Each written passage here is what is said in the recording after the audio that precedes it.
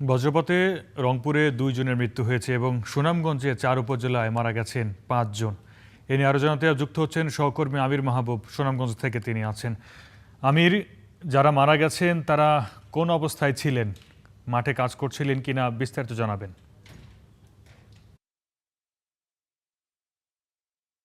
যদি বলি যে আজকে আসলে দুপুরের দিকে আসলে কালবৈশাখী ঝড় শুরু হয় এবং এই বৈশাখী ঝড়ের সময় আসলে বেশ কিছু বজ্রপাতের ঘটনা ঘটে। এই ঘটনায় সুনামগঞ্জের ৫ জনের মৃত্যু হয়েছে এবং ৪ জন আরো গুরুতর আহত আছে। আমি ঠিক এই মুহূর্তে দাঁড়িয়ে রয়েছি সুনামগঞ্জের তাহিরপুর উপজেলার মাটিয়ান হাওড়ি। এই হাওড়ি কিন্তু কিছুক্ষণ আগে একটি বজ্রপাতের ঘটনায় আবুল কালাম নামের একজন, যিনি হাঁসের খামারি ছিলেন, তিনি হাঁস নিয়ে হাওড়ে ছিলেন, তিনি মারা গেছেন।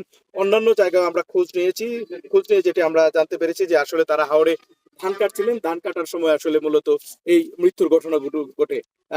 ধর্মপাশা উপজেলার ২ জন, দিরাই উপজেলার ১ জন এবং জামালগঞ্জ উপজেলার ১ জন, তাহিরপুর উপজেলার ১ জন, এই মোট ৫ জন আসলে আজকে বজ্রপাতের কবলে পড়ে তারা মৃত্যুবরণ করেন।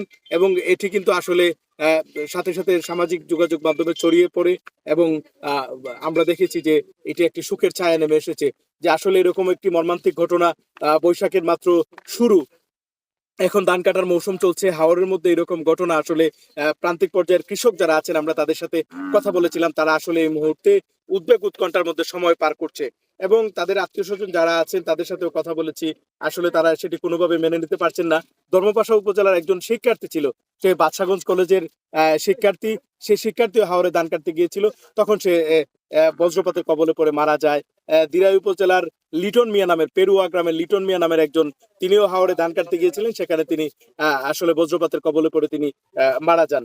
আমি যদি একটু দেখানোর চেষ্টা করি যে পুরো হাওড় জুড়েই কিন্তু এখন পাকা ধান রয়েছে এবং এবছর ভারী বর্ষণের ফলে কিন্তু জলাবদ্ধতা রয়েছে হাওড়গুলোতে এবং সেখানে হারভেস্টার মেশিন খুব একটা ভালো চলবে না, যার ফলে কিন্তু হাওড়ে এবছর শ্রমিকদেরই কাজ বেশি। তবে এই মর্মান্তিক ঘটনাগুলো আসলে হাওড় পাড়ের কৃষকদের মধ্যে আহ, ভয় এবং উদ্বেগ উৎকণ্ঠা তৈরি করছে এবং তারা বলছেন যদি এভাবে বজ্রপাতের কবলে পড়ে মানুষের প্রাণহানির মতো ঘটনা ঘটে, তাহলে হয়তো হাওর পারে এক ধরনের দুর্যোগ নেমে আসবে এবং বিশেষ করে এই মুহূর্তে ধান কাটার যে মৌসুম, সেটির উপর মারাত্মক প্রভাব পড়বে। আরিফ, এই ছিল সুনামগঞ্জের তাহিরপুর উপজেলার মাটিয়ান হাওর থেকে সর্বশেষ। ধন্যবাদ আমির।